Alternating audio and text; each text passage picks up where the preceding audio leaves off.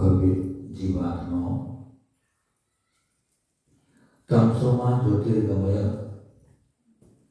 इस सत्संग के अंतर्गत आप और हम सब मिलकर के यहाँ पर समंतभद्र आचार्य महाराज के द्वारा रचित रत्नगण साहुकाचार्य पर स्वाध्याय और विचार कर रहे हैं।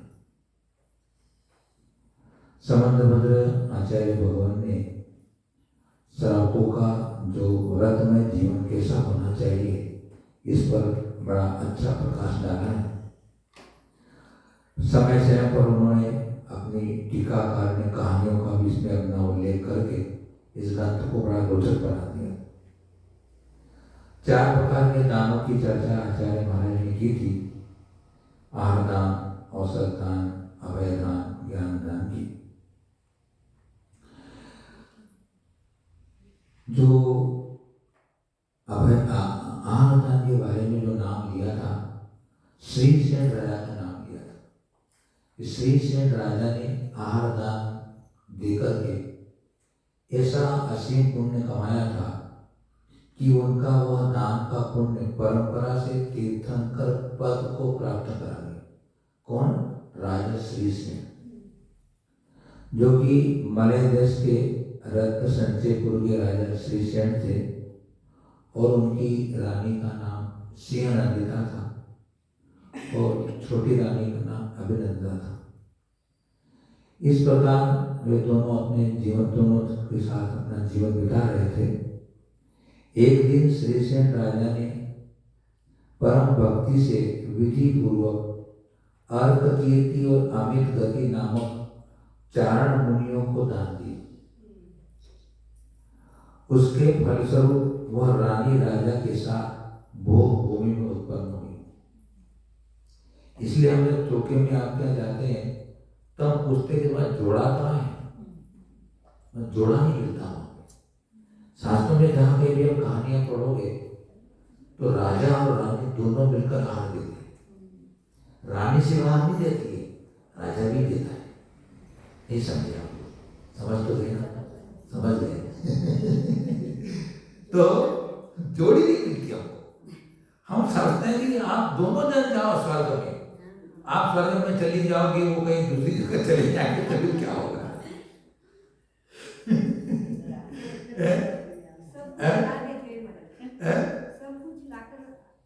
वो तो बताते सभी लोग कि हमारे चौकी की व्यवस्था का सामान और खूब कहते हैं कि आप खूब करो, मेरे तरफ से मना ही नहीं है। वो हमको मालूम है, वो तो उनकी अनुमोदना पूरी रहती है उसके अंदर।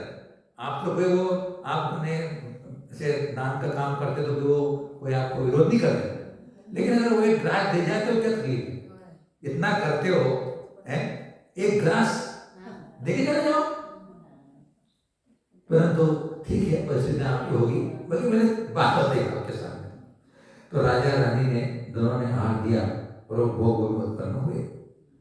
सत्यभामा ने भी उसी दान की अनुमोदना की थी, इसलिए वो भी उसी भोग भूमि में उत्पन्न हुई। तो अनुमोदना कर रहे तो कोई बात नहीं, आप भोग में जाओगे तो आप भी उनके साथ जाए, किसी बात नहीं है। इस प्रकार राजा श्रीसेन आहार दान के कारण परंपरा से शांतिनाथ तीर्थंकर हुए। यह आहार दान का। और जो शांतिनाथ पुराण का भी आप लोग पढ़ो, बहुत अच्छा पुराण है शांतिनाथ पुराण। भगवान शांतिनाथ के जो पूर्व के भोग का वर्णन बहुत अच्छी तरह से हमने किया है। पढ़ने लायक ग्रंथ है शांतिनाथ भगवान का शांति पुराण। इतने अच्छे उसके अंदर सकल कीर्ति आचार्य का है, बहुत अच्छा ग्रंथ है, तो पढ़ना चाहिए। 2 आचार्यों ने लिखे अलग अलग, तो ग्रंथ पढ़ने लायक है। वो ज़्यादा बड़ा नहीं है, 300 पन्ने होंगे, 2 पन्ने, परंतु में पूरे 10 भोग का वर्णन में किया गया शांतिनाथ। किस प्रकार चक्रवर्ती पद तीर्थंकर पद प्राप्त किया उन्हें, सारा उन्हें कैसे कैसे पुण्य संपादन किए, वो अच्छा वर्णन है। इसमें तत्व का वर्णन भी अच्छा आया है, अच्छी बात है। इस प्रकार से आहार दान का पुण्य फल जाना। अब अगले दिन हम दूसरी कहानी को लेंगे। आइए, अब यहाँ पर श्रावक की जो 11 प्रतिमाएं होती है, उन 11 प्रतिमाओं के स्वरूप पर हम सब मिलकर के विचार कर रहे हैं। अपनी 5 प्रतिमाओं का स्वरूप अपन समझ चुके। दर्शन प्रतिमा, व्रत प्रतिमा, सामयिक प्रतिमा, प्रोसोदोपवास प्रतिमा और सचिव त्याग प्रतिमा, ये 5 प्रतिमाएं। आज अपन रात्रि भुक्ति विरति नाम की जो प्रतिमा है उस पर विचार करते हैं। अन्नम पानम खाद्यम लेहम नास्नादियो विभावर्यम सच रात्रि भुक्ति विरतः सत्वेष्टनुकंपमान मना।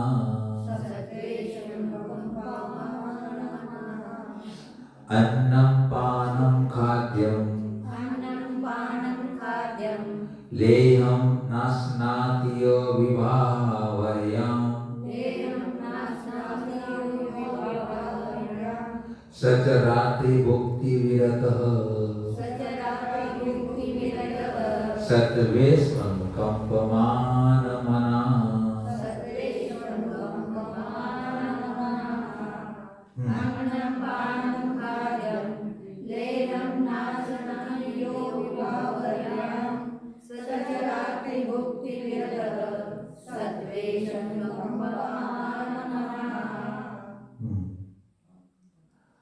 जो सत्वेषु सत्वेषु ने जीवों पर प्राणियों पर अनुकंपमान मना दयालु चित्त होता हुआ विभावर्याम का होता है रात्रि में जीवों पर सत्वों पर जीवों पर अनुकंपा रखने वाला दयालु चित्त रहने वाला रात्रि में विभावर्याम रात्रि में अन्न पानम पेय खाद्यम खाद्य और लेहम चाटने योग्य पदार्थ को न अस्नाति न नहीं अस्नाति खाता है नहीं खाता है सच वह रात्रि भुक्ति विरतः रात्रि भुक्ति त्याग प्रतिमाधारी श्रावक है।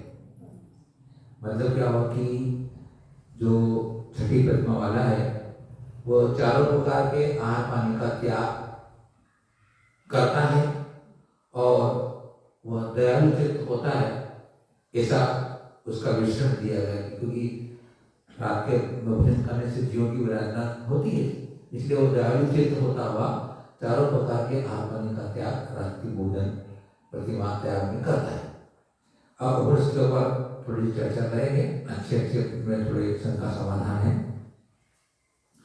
तो पहले वो समझ लें कि यहाँ अन्न से मतलब दाल भात आदि को अन्न कहते हैं। फिर पान है दाल आदि का रस, पान दूध मट्ठा जूस सब हो जाएगा। खाद्य में लड्डू आदि आएगा, लड्डू हलवा अगर खाद्य में आएगा। और लेह में रबड़ी बासुंदी है ना, क्या होता है बासुंदी बोलते हैं खीर, नहीं खीर अलग होती है बासुंदी अलग होती है।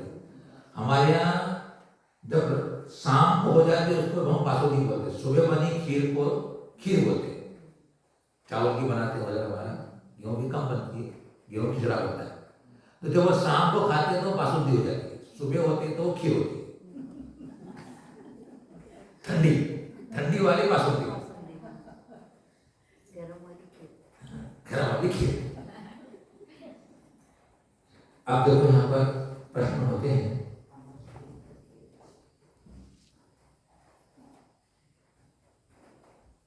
कि रात्रि भोजन का त्याग करना पाक्षिक श्रावक का कुलाचार व कुल क्रिया, यानी जो पाक्षिक श्रावक बना था उसी ने रात्रि भोजन का त्याग कर दिया था। फिर तो रात्रि भोजन त्याग प्रतिमा को और क्यों लेके आए? किसी भी जो श्रावक पद को पान करने वाला है, जो दयालु हो गया है, तो वो पहले ही रात्रि भोजन त्याग कर चुका हो। तो प्रश्न उठाया कि रात्रि भोजन का त्याग करना पाक्षिक श्रावक का कुलाचार कुल की क्रिया है। अब जो कुलाचार शब्द का प्रयोग क्या है? कुलाचार मतलब अगर आप जैन कुल में उत्पन्न हुए हो, जिन शासन को मानने वाले हुए हो, तो आपका यह कुल का आचरण होगा कि अपने को रात में भोजन नहीं करना चाहिए।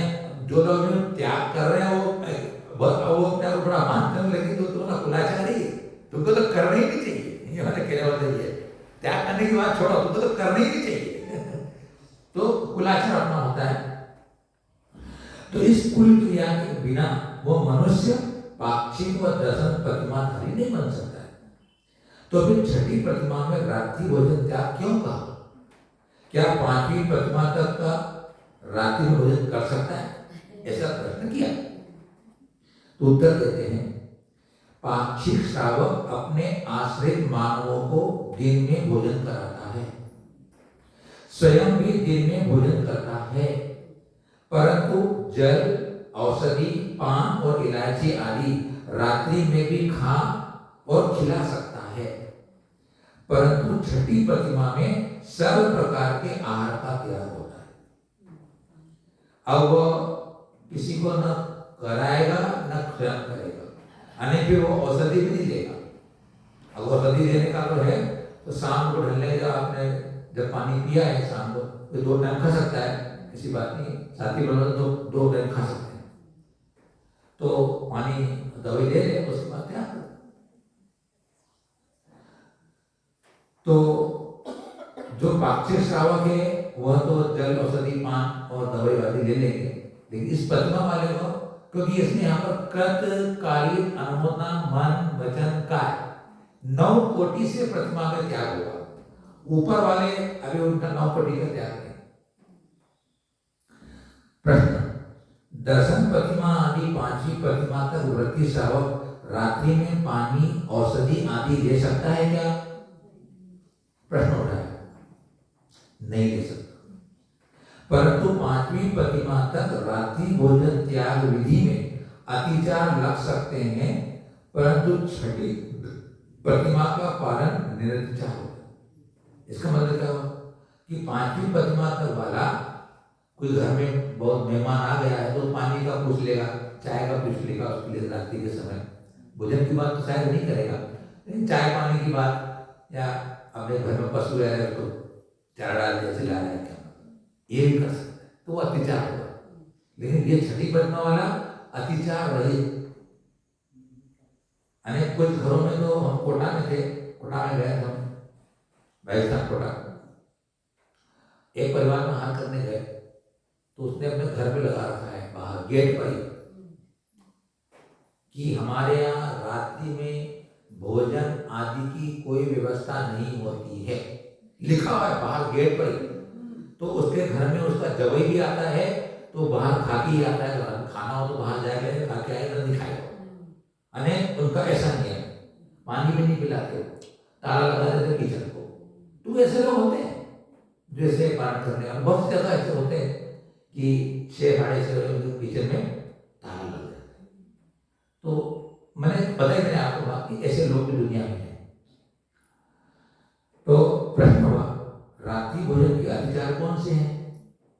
रात्रि भोजन त्याग व्रत का पालन करने वाले श्रावक के दिन के अंतिम और प्रथम मुहूर्त में भोजन करना व रुग्ण अवस्था में इन दोनों मुहूर्तों में पानी आदि ग्रहण करना अधिकार है।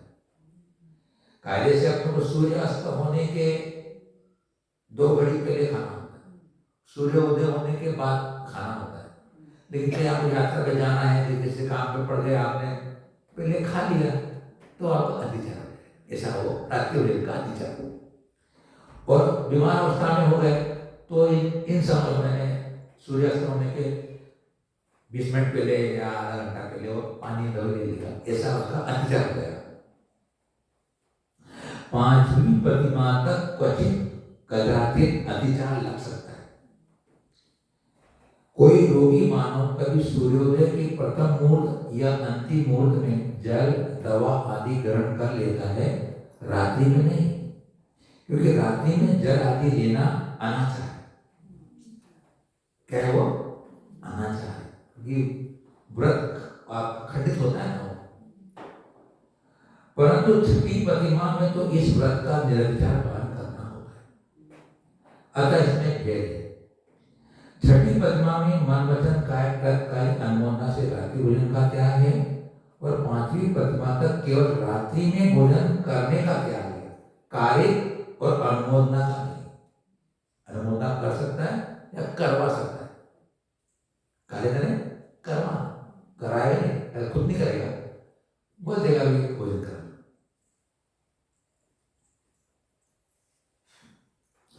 अतः पाक्षिक श्रावक को भी रात्रि में भोजन नहीं करना चाहिए। प्रतिमाधारी कैसे कर सकता है? दार्शनिक श्रावक भी रात्रि में कुछ नहीं देता है। अथवा जो मन वचन काय कृतकारी अनुमोदना इन 9 प्रकार से दिन में मैथुन का त्याग करता है, वह श्रावक छठी प्रतिमाधारी कहलाता है। क्योंकि इस प्रतिमा के दो नाम, रात्रि भुक्ति त्याग प्रतिमा या दिवा मैथुन त्याग प्रतिमा। तो इस प्रतिमा को पालन करने वाला रात दिन में मैथुन सेवन नहीं करता है, नहीं करेगा।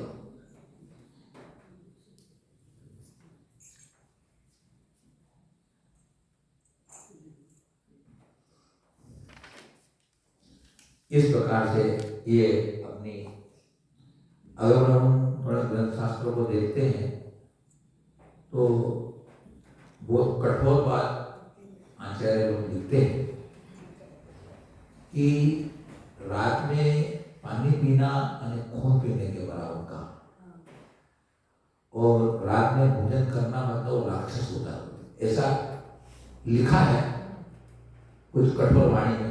हम लोग नहीं प्रयोग करते, लेकिन अब यहाँ स्वाध्याय कर रहे हैं इसलिए आपके सामने चर्चा कर रहे हैं, क्योंकि अच्छा प्रतीत नहीं होता है, कुछ सुनेगा मतलब देनी लोग ऐसा बोले हैं, इसलिए बड़ी कठोर बातें होती है। तो मैंने ऐसा मतलब कितना अपने लिए अयोग्य आचरण होता है, निंदनीय आचरण होता है।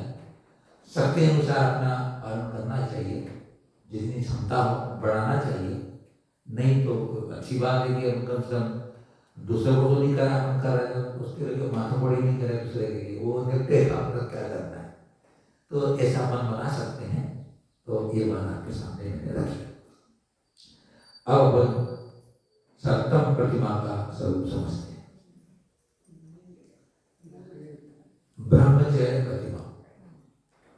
मल बीजम मल योनिम गलन मलम पूति गंधि बीभत्सम पश्यन्नंगमनंगात्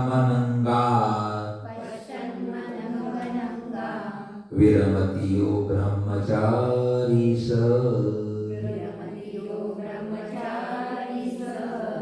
मल बीजम मल योनिम गलन मलम पूति गंधि बीभत्सम पश्यन्नंगमनंगात् वीरमतियो ब्रह्मचारी स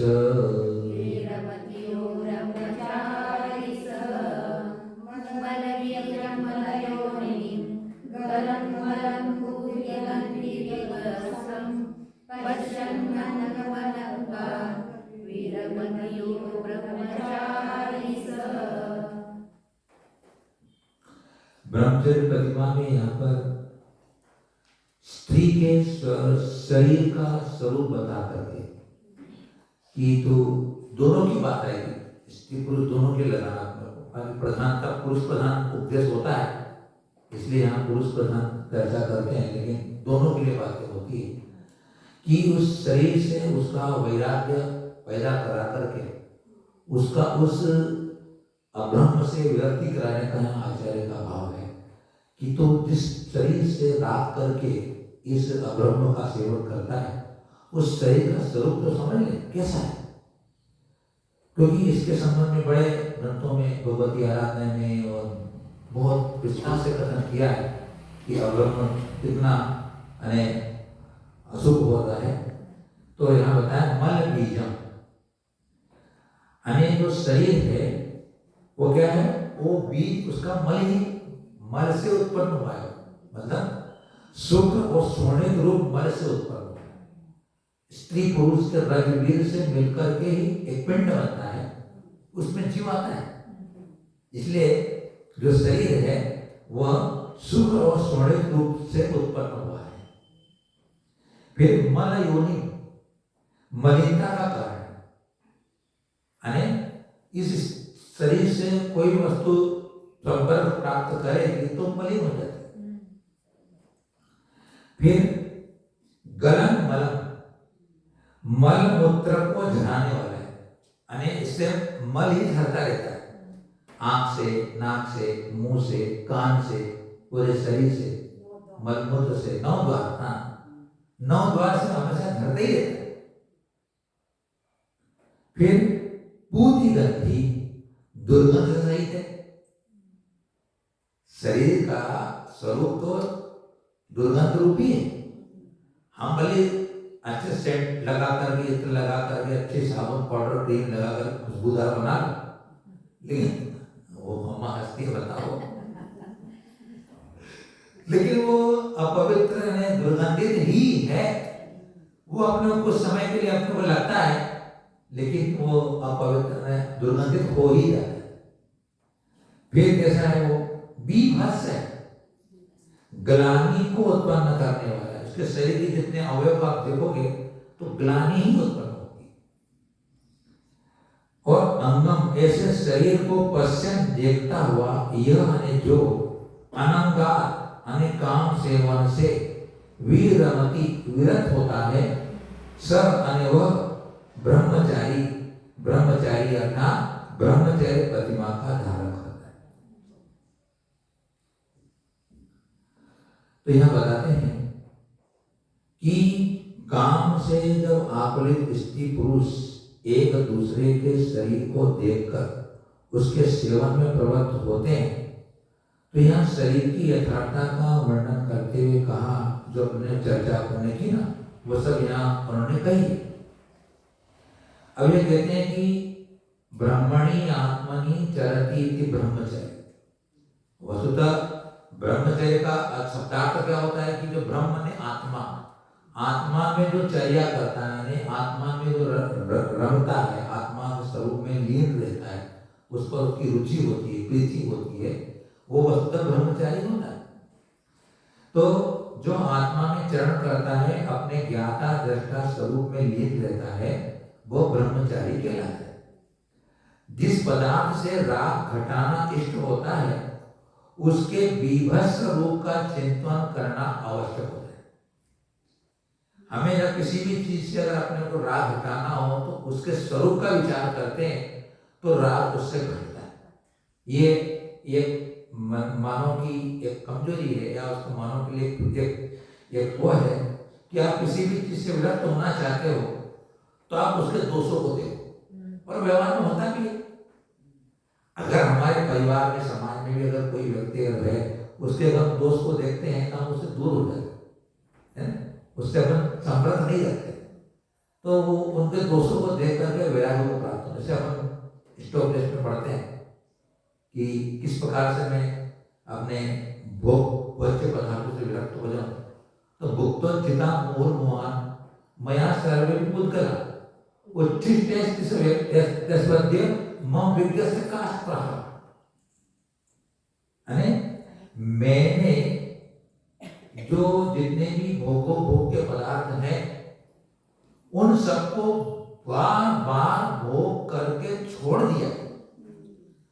तो ऐसे भोग करके छोड़े हुए पदार्थ जिन्हें हम वमन कहते हैं, जिसे हम उल्टी कहते हैं, ऐसे उच्छिष्ट पदार्थों के प्रति मम विज्ञस्य का स्पृहा, मुझ ज्ञानी की उसके प्रति स्पृहा, इच्छा, तमन्ना, लालसा, लिप्सा कैसी, जो मैंने भोग के छोड़ दिया। तो ऐसा विचार करके वह उन भोग के पदार्थों के प्रति अपना विरक्त भाव बनाता है। जब तक हम अपनी स्वयं की मानसिकता से विचार नहीं करते, शास्त्र कितना भी पढ़ के सुन लो आप, लेकिन उस जिससे भी आपको विरक्त होना है, उससे आपको अपने व्रत के भाव बनाना है, तो उसको आप स्वयं चिंतन करते हैं, तो वो आपको जल्दी असर करता है। उसके लिए आपको समय समय पर उसके बारे में, अरे यार कई भाव हो गए, कई साल हो गए, कई महीने हो गए, कितनी बार ऐसे अच्छे अच्छे पदार्थों को अपन ने खाया है, जो भी अपने घर में कभी इच्छा होती है, या नहीं बनता है, बन गया तो अच्छा नहीं बनता है, तो अनेक प्रकार के विकल्प वजह तो होती है। तो उस समय अरे यार तुमने इससे बढ़िया बढ़िया पदार्थ स्वर्ग में खा के आया है, भोग में खा के आया है, वहां से तृप्ति नहीं हुई है, चलो यहाँ नहीं एक दिन नहीं मिलेगा तो क्या हो जाएगा, है जैसा मिला आपको पेट भरना ही करता है। मैंने एक ऐसा विचार करके अपने अंदर होने वाले कासायिक परिणामों को हम ऐसा रोक सकते हैं। अपने पसार को रोकना है ना, कुल बात है। जब अपने इष्ट पदार्थ नहीं मिलता है, अपने अंदर उद्वेग पैदा होता है, आवेग पैदा होता है, तो रोके कैसे आप? तो चिंतन करके रोक सकते हैं, ये कहने का मतलब। इसलिए यहाँ पे अपने वो इसलिए क्या कहा कि इष्ट जिस पदार्थ से राग घटाना हो तो उसको उसके विभत्स रूप का चिंतन करना आवश्यक है। यहाँ आचार्य को जैसे कि अपन सुनते हैं कि भाई वो जो साबूदाना होता है वो उसमें सगल को सड़ाते हैं, उसमें जीव पैदा होते हैं, ऐसा बनता करता है। वो भी बोले कि जो बर्फ बनती है उसको चमड़े के वो कूटते हैं, ऐसा उसको विचार करते हैं। ब्रेड की बेकरी की चीजें बनती है, उसमें वो अपने पाँव से गूंथते हैं सारे आटे वगैरह को, उससे ऐसा उसका विचार करेंगे यार आटे पाँव से गूंथने वाले क्या कला खाना है गंदी चीज को, ऐसा विचार करता है। तो फिर वो उससे विरक्त हो जाता, नहीं खाता है। तो उसके जो बुराइयां हैं उसका विचार करते हैं तो उसके प्रति उपेक्षा हो जाए, उदासीनता हो जाए। तो कहते हैं कि तत्वदृष्टि से विचार करने पर शरीर घृणा का स्थान है। माता पिता के सुकृष्णित अपवित्र पदार्थ उपादान से उसकी उत्पत्ति हुई, अपवित्रता का कारण है। समय समय पर 9 बारों से अपवित्र पदार्थ झरते रहते हैं, दुर्गंधित है, देखने वाले को ग्लानि उत्पन्न करने वाला है। ऐसे शरीर से राग घटाकर विषय सेवन से निवृत्त होना ब्रह्मचारी का लक्षण है। और ब्रह्मचर्य की साधना के लिए शरीर की ओर से अनुराग भरी दृष्टि को हटाकर अपने ज्ञान स्वभाव में दृष्टि स्थिर करना चाहिए।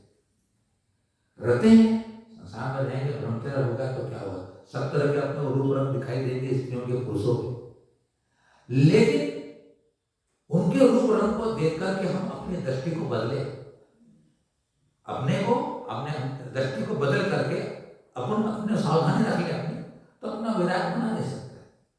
क्योंकि ये तो आकर्षण का संबंध है, एक दूसरे आकर्षण पैदा ही होता है, उसका स्वभाव ही क्या करोगे आप, उस आकर्षण को रोकना। तो हम अपनी दृष्टि को बदले, चिंतन को बदले, आंखें झुका लें, आंखें दूसरी जगह लगा लें, होता है विकार भाव पैदा होने में देर नहीं लगती। लेकिन ब्रह्मचर्य अगर पालन करना है तो सारी सावधानी रख के अपन अपने व्रत की रक्षा कर सकते। इसलिए यहाँ बात कही गई है कि हम अपनी दृष्टि ज्ञान स्वभाव पर रखें। मैं जो देख रहा हूँ इस शरीर को कुछ भी नहीं जानता, जड़ है, अचेतन है, मूर्तिक है, अविभस्त है, वो मेरे राग भाव को जानते ही नहीं। हम राग भाव किसे कर रहे हैं, उस शरीर से कर रहे हैं। वो शरीर में आत्मा है ऐसा मान कर रहा है, या शरीर को आत्मा मान कर रहा है।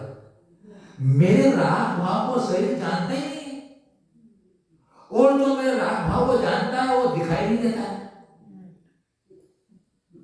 मेरी आत्मा है, मेरी आत्मा जान रहेगी मेरे अंदर क्या है, और आप के जो राग भाव में जो आपको प्रतीक कर रहा हूं तो वह मुझे दिखाई नहीं दे रहा, तो जानता है मेरे राग भाव को। ऐसा विचार करके इस अचेतन जड़ के प्रति राग करने से मेरे अशुभ परिणाम से मुझे अशुभ कर्म बन जाएगा। उस स्त्री का है, उस पुरुष का तो कोई बिगड़ने वाला, तो उसका तो राग भाव नहीं हो रहा है। बात समझना, मैं राग भाव कर रहा हूं तो मुझे अशुभ कर्म का बंध हो रहा है। उसको तो पता नहीं कि मैं राग भाव तुझसे करके तुम्हारे प्रति क्या भाव कर रहा हूं, उसको तो कुछ नहीं होने वाला है। मैं भाव खराब कर रहा हूं, मेरे को बंध हो रहा है। ऐसा विचार करके हम अपने भावों को संभाल सकते हैं, साधना है। तो कोई ऐसे संगतियों से, ऐसे दृश्यों से, ऐसी घटनाओं से, ऐसे साहित्यों से अपने को बचना चाहिए जो हमारे अंदर अब्रह्म को पैदा करने वाले होते हैं, विकारों को बढ़ाने वाले होते हैं। तो आराम से हम ब्रह्मचर्य का वर्तमान कर सकते। तो ब्रह्मचारी की वेशभूषा, रहन सहन, भोजन आदि सभी सात्विक है। जब प्रतिमा की बात करेंगे तो बहुत बड़ी साधना है ब्रह्मचर्य। कहना में व्रतों में कोई व्रत है, व्रत में कोई व्रत, ब्रह्मचर्य व्रत। अगर व्यक्ति के पास सील नहीं है, कितना बड़ा तपस्वी भी और सील नहीं है, तो कहते हैं कि वो कोई व्रतशील तपस्वी नहीं। शील की महत्वपूर्ण ज्यादा, सारे ग्रंथों को देख लो, सभी जगह शील की महिमा गाई गई है, ब्रह्मचर्य की महिमा गाई गई है। सबसे बड़ा धर्म वह कहा गया है, क्योंकि वह पांचों इंद्रियों का विषय है। अब्रह्म पांचों इंद्रियों और मन का। अरे शास्त्रों में तो कह दिया, बड़े बड़े विचार आता है कि तुमने अगर स्त्री का चिंतन कर लिया तो भी तुम अभी अब्रह्म के दोष को प्राप्त हो जाते। बताइए, इसलिए ब्रह्मचारियों को, त्यागी व्रतियों को इन विपरीत लिंगों से ज्यादा संपर्क करने का मना क्यों किया है? उनसे संपर्क क्यों नहीं बढ़ाना? क्योंकि ये सब हमारे मन वचन का तीनों में विघात पैदा करते हैं। बहुत बड़ी साधना है सब। इसलिए ब्रह्मचर्य निर्मल बना रहे, बहुत बड़ा उसका पुण्य होता है कि अपने भाव को संभाल के रखे, साधना करे। इसलिए वो शीलवती महिलाएं अगर किसी कांड में दोष लग गया हो तो बड़े हम कहानी पर ख्याल भी सुनते होंगे कि नगर की सारी महिलाएं वो देवी आके सपने देती, चिंता मत कर, मैं मूल द्वार दरवाजे बंद कर दूंगा और जो उसको अंगूठा लगाकर स्पर्श करेगा उसे गेट खुलेगा, तू तो शीलवान है, चिंता मत कर।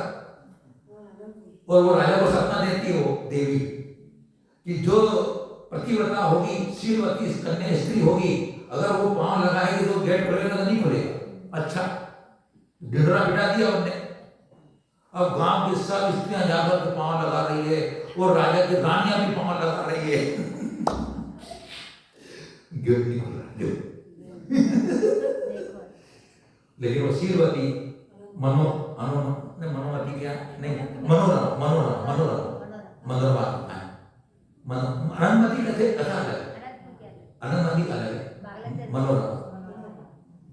और वो बोले रानी को देव ने सपना दिया है, वो गेट खुलेगा, सबने पांच कोई ले तो नहीं गया बोले, तो बोले वो एक रह गई जिस पर दोष लगा हुआ बोले। झूठा आरोप लग जाता है, दुनिया में होता है, और बुलाओ उसको बोले। वो देख लीजिए आप, वो आती है मनोरमा, और वो गेट को अंगूठा लगाती है, गेट खुल जाता है, जय जयकार हो जाती है, शील की महिमा बढ़ जाती है, राजा सम्मान करता है। देख लीजिए। अब बताओ, नगर की कोई महिला शीलवानी थी।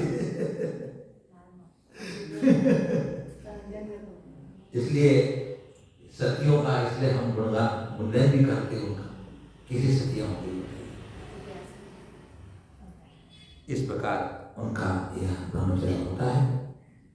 अब ब्रह्मचर्य प्रतिमा वाला सदा संतोष व्रत का भी कहा गया है, सदा संतोष व्रत। लेकिन अब ब्रह्मचर्य प्रतिमा वाला स्त्री का सेवन भी नहीं करेगा। ध्यान, जो अनुभव में था, जो ब्रह्मचर्य अनुभव में, वो सदा संतोष छठी पद्मा तक वाला सेवन कर सकता, लेकिन उसमें भी कह दिया है कि वो आसक्ति पूर्वक नहीं करेगा। छठी पद्मा तक वाला भी, और जिसको आसक्ति नहीं है तो दिन में भी नहीं करेगा। आसक्ति में दिन में नहीं करता, वो आसक्ति में दिन में करता है, इसलिए उसको दिवा में तुम त्याग भी कहा, और उसको छठी पद्मा तक वाला अनासक्ति से अपना करता है। इदानीं आरंभ विनिवृत्ति गुणम श्रावकस्य प्रतिपादयन् आ। अब अपनी 8वीं प्रतिमा, आरंभ त्याग प्रतिमा, आरंभ का त्याग। अब बताएंगे आरंभ क्या होता है। सेवा कृषि वाणिज्य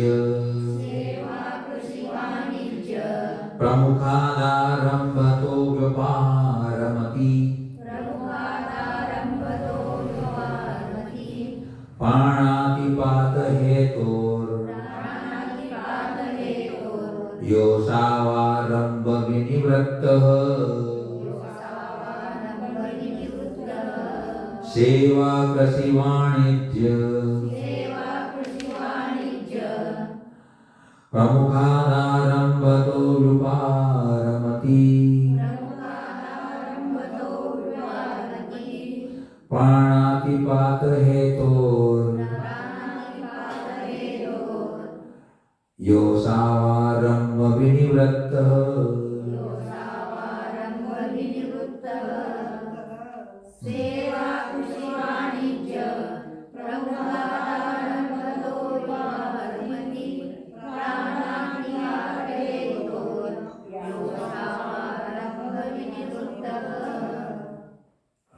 यह जो प्राणातिपात हेतु, प्राणातिपात અને प्राण के घात के हेतु અને कारण, प्राणघात के कारणभूत क्या चीज है? सेवा, कृषि, वाणिज्य प्रमुखात।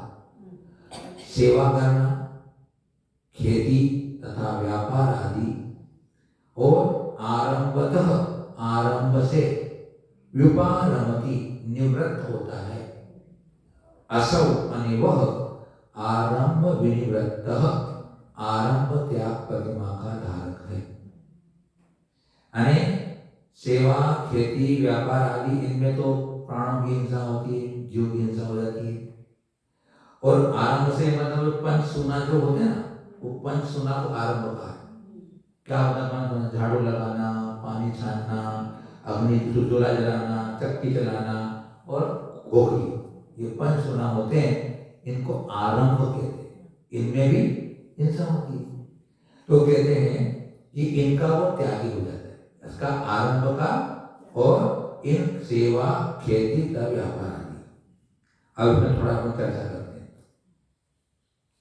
यह प्रश्न उठता है कि आरंभ त्याग प्रतिमा का धारी श्रावक क्या पंच सुनाओं का भी त्यागी होता है? क्या उसके पंच सुने भी त्याग होते हैं?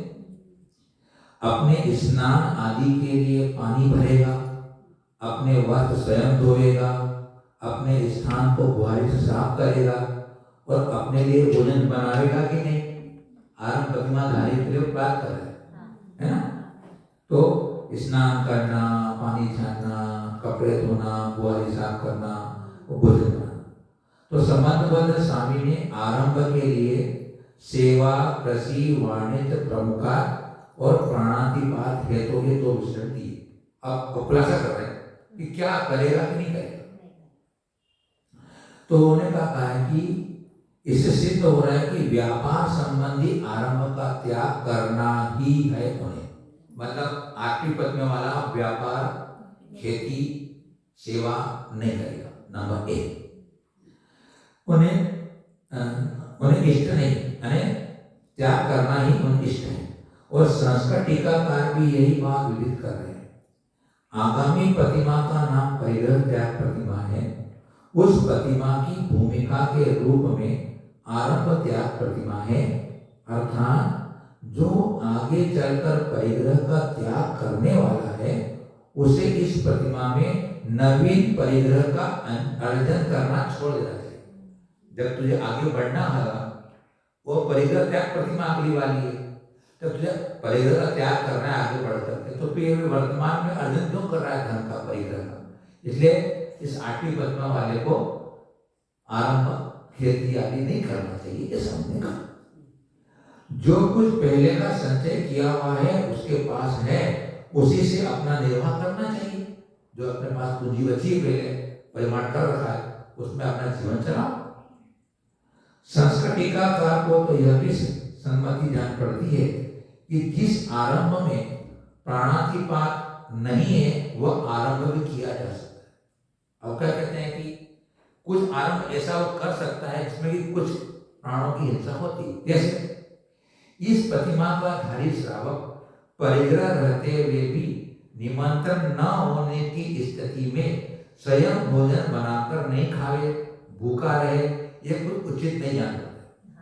आरंभ प्रतिमा के बाद से उसको निमंत्रण दे करके भोजन कराने की व्यवस्था होती है। यूं भी सामान्य से हमारे राजस्थान में तो प्रथा थी, अब क्या पता नहीं, बहुत दिन हो गए। जो भी संघ में प्रतिमाधारी है या ब्रह्मचारी है, उनको गृहस्थी एक दिन पहले निमंत्रण देके जाते हैं। अभी तो कैसा है, न भी भोजन कर हुआ नहीं, अब तो एक दिन पहले बोल दिया कि आपको हमारा भोजन करने आए, शाम को बोल जाओ कल आपको भोजन करना, तो निमंत्रण से जाते हैं। हम पासला में थे तो वहाँ संघ में 10-15 ब्रह्मचारी थे, वृत्ति थे, तो एक पर्ची बन जाती थी, वो पर्ची को पकड़ा देते थे। वो कितने सारे घर थे, कहाँ जाएगा वो तेरा कल 10 दिन में आएगा, उस घर में जाएगा, उस घर जाएगा। तो प्रतिमाधारियों को इनको कायदे से आपको निमंत्रण, क्योंकि वो घर तो नहीं रहेगा, तो घर को बना दो, घर चलता है, और यूं तुम्हारे कैसे जाएगा वो, है कि सम्मान होता है। इसलिए कभी आपके मन में कोई ऐसी बात नहीं है, फिर भी अपने को एक ये दिमाग निभाना चाहिए भाई, भैया जी कल हमारे यहाँ भोजन करने आना, ऐसा तो एक अच्छा लगता है ना। यूँ तो फिर हम बोलते हुए ना उनका भोजन करा दो तो अगर उसको किसी ने निमंत्रण नहीं दिया, आज की प्रतिमाधारी निमंत्रण नहीं दिया, किसी ने क्या करेगा तो भोजन बना खाएगा कि नहीं खाएगा, कोई परिवार त्याग तो किया नहीं उन्हें, उसके बाद बर्तन भांडे बर्तन पैसा रुपया सब उसके पास भी है। तो इस प्रतिमा का धारक श्रावक भोजन के विषय में स्वआश्रित है, बना सकता है, पर आश्रित नहीं, इसलिए वह सावधानी पूर्वक अपना भोजन स्वयं बना सकता है। और पात्रदान का अवसर आता है तो उसे भी कर सकता है। अगर अपने लिए भोजन बनाया है और वो अगर आहार देने का अवसर मिल जाए तो दे सकता है। पानी भरना, कपड़े धोना, अपने स्थान को कोमल बुहारी आदि साफ करना, यह कार्य स्वयं सिद्ध है, स्वयं को करना पड़ेगा, स्नान तो भी करेगा कि तो उसमें तो उसको जब पूजा करना है, दान देना है तो उसका स्नान करना पड़ेगा, उसमें भले आरंभ हो रहा है लेकिन अभी उसका है कि नहीं, खेती आदि का वो अभी त्याग तो हो ही गया, लेकिन ऐसे जो जिसमें प्राणातिपात बहुत कम हो रहा है वो उसका अभी त्याग ही नहीं, ऐसा अंदर क्या है। सेवा कसी वाणिज्य प्रमुख इस विषय से प्रमुख इसमें प्रमुख शब्द है ना, तो प्रमुख शब्द है उससे पशुपालन आदि हिंसक व्यापारों का संग्रह करना विवक्षित है, सुनाओ का नहीं, मतलब वो पशु नहीं रखेगा, वो पशु रखने में गोबर पूजा करने में तो हिंसा ही होगी ना, अब वो पशु नहीं रख सकता आरंभ। बाकी दूसरा अपने स्वयं के निमित्त से अब पूजा करेगा, पूजा के बर्तन धोने पड़ेंगे थोड़ा पड़ेगा, सामग्री साफ करना पड़ेगी, इसलिए वो अपने स्वयं के लिए जो कुछ छोटा मोटा आरंभ है उसका त्यागी नहीं। स्वामी समंत भद्र ने अब सुना रंभाणाम मारणम सिद्धानम इस श्लोक में सुनाओ आरंभों का पृथक उल्लेख किया है। इससे सिद्ध होता है कि आरंभ शब्द से व्यापार ही अभिष्ट है, सुनाओ का आरंभ में समावेश करना उन्हें अभिष्ट नहीं। मतलब क्या होगा कि पंच सुना वो अपने लिए कर सकता है, अब परिवार के लिए नहीं करेगा, अपने लिए वो कपड़ा अपना स्वयं का धोएगा, झाड़ू अपने कमरे के लगा लेगा, भोजन अपने लिए बना लेगा, पानी भर के लाएगा अपने लिए, इतना वो करेगा। बाकी दूसरा जिसमें बहुत हिंसा आदि होती है उसका आरंभ करते हैं, उसका पूरा नहीं चौका नहीं लगाएगा, आपने बना दिया अपने लिए तो अपने बना लिया तो आ देगा, अब ना आ सकता है। 11वीं पद्मा तक को आहार देने की व्यवस्था है, जो सात घर से भोजन लेके आया है और एक पद्धति बताओ, एक पद्धति होती है, तो सात घर से भोजन लेके आया है वो, और एक घर में जहाँ उसको बैठ करके भोजन करने की व्यवस्था है, और वहाँ कोई सावक साधु है तो जो अपना भोजन लेके आया है तो उसका मालिक बन गया ना वो, तो उसमें से वो साधु को आहार दे सकता है, 11वीं पद्मा लब्धि दे सकते हैं। और नहीं तो जिस चौके में पड़ गए हैं वहाँ महिलाएं भी है और उनकी थाली लगी, अब थाली लगे उनके सामने बन गया वो उसके बाद मुझे वो हाथ दे सकते, जब अलग अलग घर से लेके नहीं आके पढ़ते हो जाते चौके में, ये व्यवस्था 2 प्रकार की होती है, तो 11वीं पद्मा तक वाला आहार दे सकते।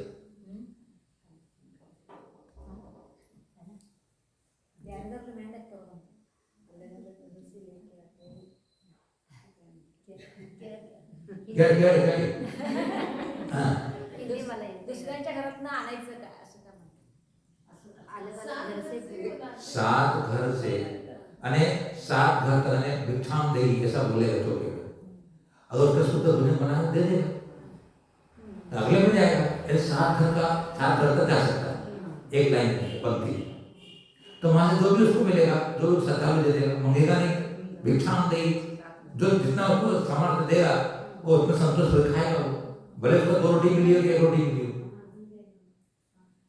फिर अंत में किसी एक घर में आखिरी में वहां पर पानी लेकर के पी के वहां भोजन कर लेगा, तो वो माने ले सकता है 7 घर का मांग सकता है भिक्षा।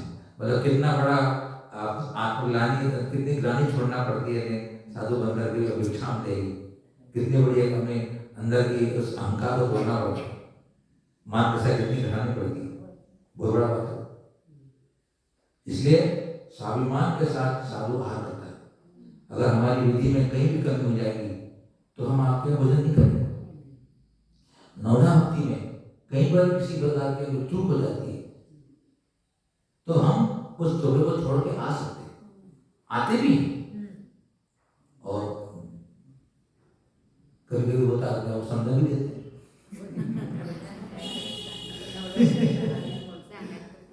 पता हमारा हम चतुर्मास हमारे गाँव में हुआ, एक महाराज का हमारा चतुर्मास हुआ।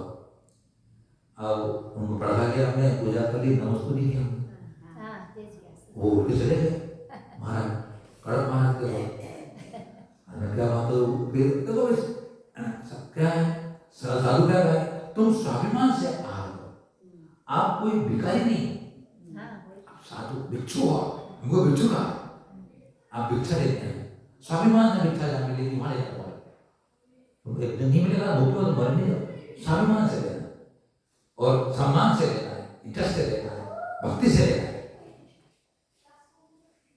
तो इसलिए दाता के साथ में बताया गया, क्यों बताया ऐसे दाता से ना।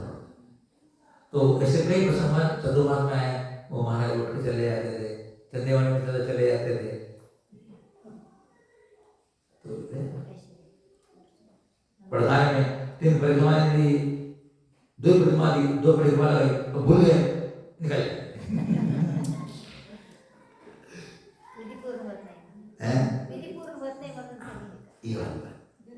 बेगू मेरे साथ हुआ है, उसमें आपका हर करा के गए, उसमें नमस्ते किया, मैं चौकीस निकल के आया 12 बजे।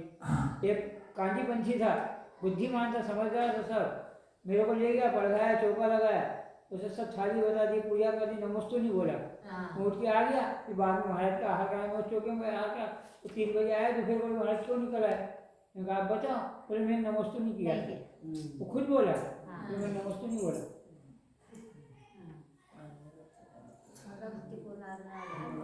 अब अधुना परिग्रह निवृत्ति गुणम श्रावकस्य करूपन आ। अब यहाँ परिग्रह से निवृत्त, परिग्रह त्याग प्रतिमा है ना, नवी प्रतिमा है। बाह्येषु दशसु वस्तुषु ममत्वमुत्सृज्य निर्ममत्वरतः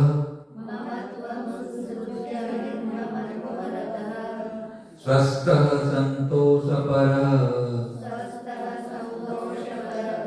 परिचित्त परिग्रहाद् विरतः बाह्येषु दशसु वस्तुषु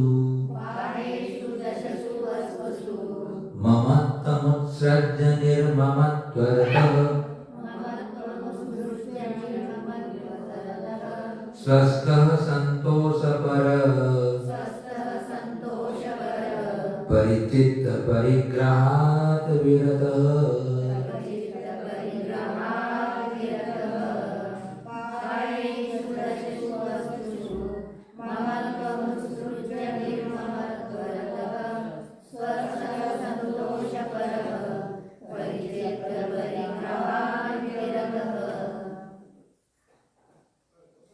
दशसु बाह्येषु वस्तुषु, दशसु माने 10, बाह्येषु माने बाहर, वस्तुषु माने वस्तुओं में। ममत्व ममता भाव को उत्सृज्य माने छोड़कर, निर्ममत्वरतः निर्ममत्व भाव में लीन होता हुआ, जो स्वस्थ आत्म स्वरूप में स्थित तथा संतोष पर संतोष में तत्पर रहता है, स माने वह परिचित्त परिग्रह, परि यानी सब ओर से, चित्त यानी चित्त में स्थित, परिग्रह यानी परिग्रह से, विरतः विरत। 10 प्रकार का जो बाह्य परिग्रह होता है उससे ममता को छोड़ना, और जब ममता को छोड़ दिया तो निर्ममत्व भाव में हो गया, न मम निर्मम, ममत्व नहीं। मेरा कुछ भी नहीं, मम इदम न, मेरा कुछ भी नहीं है। जब कुछ भी तुम्हारा नहीं है इसलिए निर्मम भाव को प्राप्त हो गया।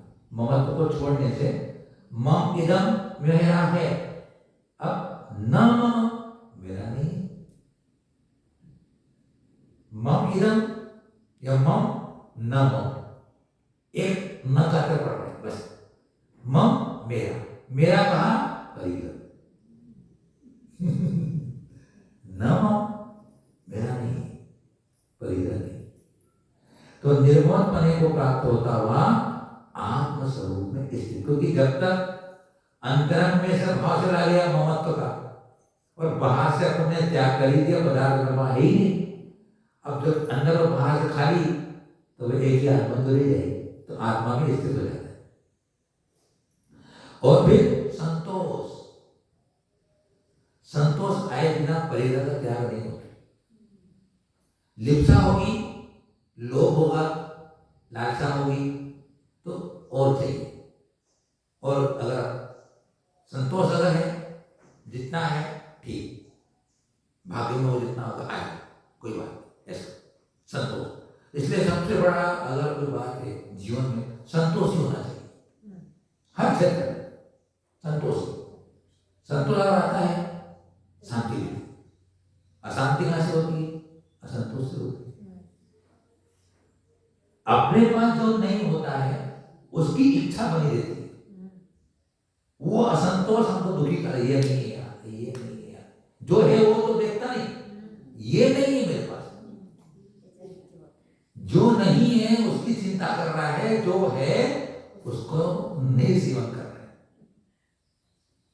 इसलिए वो असंतोषी है।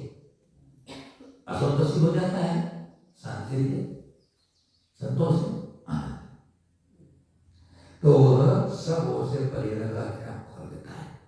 देखिए, परिसमता चित्तस्य परिग्रह ही परिचित्त परिग्रह, इस व्युत्पत्ति के अनुसार परिग्रह निरंतर चित्त में स्थित रहता है, उसे ममता के स्थानभूत परिग्रह को परिचित्त परिग्रह कहते हैं।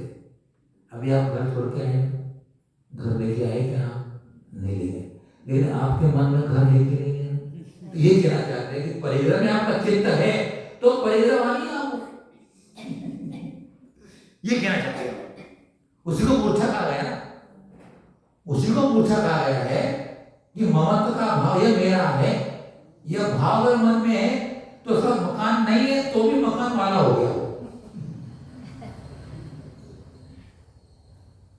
उसने जितनी इच्छा कर ली है, नहीं है तो भी जितनी इच्छा कर ली उसका परिग्रह तो हो गया, क्योंकि आप उसके स्वामी बनने का मेरे पास आना चाहिए था, नहीं है तो भी आप परिग्रह। ये बात इसके रस की बात है। तो इस प्रकार वह क्षेत्र, वास्तु, धन, धान्य, दीप, चतुष्पद, सेनासन, यान, कुप्य और भांड, इन 10 बाह्य परिवस्तुओं में ममता मूर्छा भाव को छोड़कर निर्ममत्व भाव में स्थित रहता है, अर्थात ऐसा विचार करता है कि ये बाह्य पदार्थ मेरे नहीं है और मैं इनका नहीं हूं। महान सूत्र है, मैंने कहा था आपको एक दिन, अकिंचिनो हम, कहा मेरा कुछ भी नहीं है। यह परमात्म पद प्राप्त करने का रहस्य योगी जन ने हमें बता दिया, ऐसा गुणभद्र आचार्य जो अपने आत्मानुशासन में कहते कि योगियों ने जो अनुभव किया वैसा रहस्य तुमको बता रहा हूं कि तुम एक इसी मंत्र का जाप करो, अकिंचिनो हम, मेरा कुछ भी नहीं है, यह देह भी मेरी नहीं है, तो फिर दूसरा मेरा कैसा हो सकता है? ऐसा जब विचार आता है तो फिर वह स्वस्थ हो जाता है। तो इसने क्या कहा? तो बाह्य पदार्थ मेरा नहीं है और मैं भी इनका नहीं हूं। हम तो भूतकाल की भी डोर बंधी हुई है अपने पास, और भविष्य की बंधी हुई है, और वर्तमान की बंधी हुई है ना। ये था, ये है, ये होगा। अब वो तीनों काल से जुड़े हुए हैं। मेरा मकान था पहले। तो क्या करें? तो ये जो बातें होती है ठीक है, परंतु भाव भी बाद में आना चाहिए। क्या किसका मकान है, किसका राज का मकान, ऐसा विचार करके अपने भाव को भी वापस संतुलित कर देना चाहिए। संस्कार है, उभर के आता है, क्या करोगे? इन संस्कारों को तोड़ना, इन संस्कारों को बदलना, इसी का नाम धर्म है। धर्म क्या चीज? कि जो संस्कार, जो बातें, जो मेरे भाव मेरे को संसार को रुलाने वाले होते हैं, मैं उनको बदलूं। हम जीवन बोलते हैं अभाव्यम न भाव्यम, भाव्यम भाव्यम। जिन भावों को नहीं भाया है वो भाव को भाता हूं, और जिनको भा चुका हूं उनको नहीं भाऊंगा। जिन भावों को मैंने नहीं आज तक भाया है वो भाव में भाता हूं। अनेक धर्म के भाव, त्याग के भाव, चरित्र के भाव, रत्नत्रय के भाव, उन भावों को भाता हूं।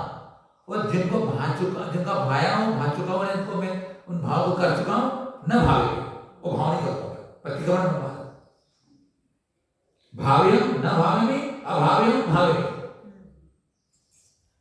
जिनको भा चुका हूं वो नहीं भाऊंगा, जिनको नहीं भाया है वो भाऊंगा, भावना करूंगा।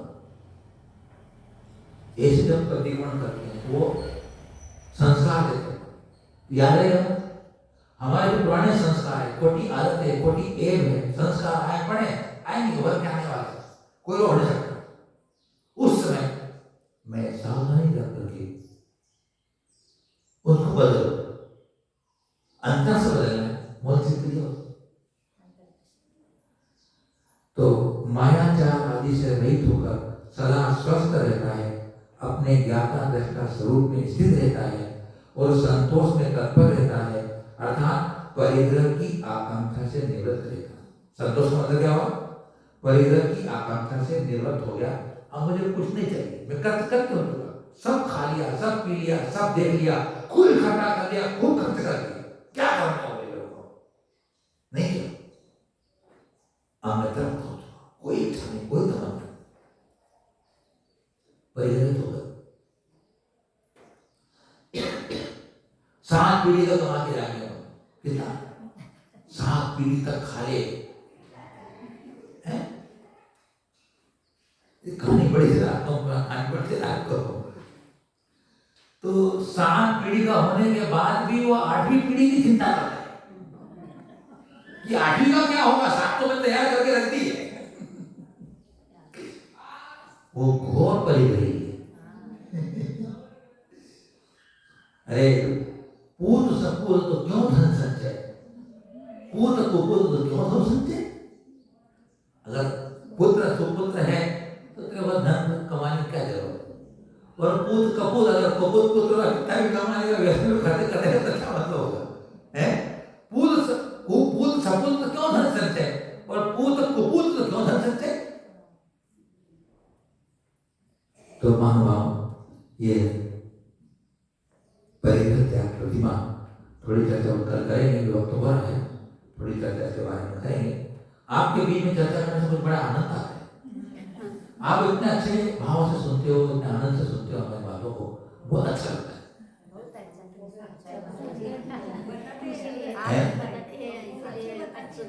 अच्छा चलो दिया बात है। तो आप सबके लिए उनका आशीर्वाद है कि आप सब सुख शांति समृद्धि आरोग्यता को प्राप्त होते हुए मोक्ष मार्ग पर बढ़ते चले। इन्हीं मंगल भावनाओं के साथ गुरुवर आचार्य श्री वर्तमान सागर महामुनिराज की जय।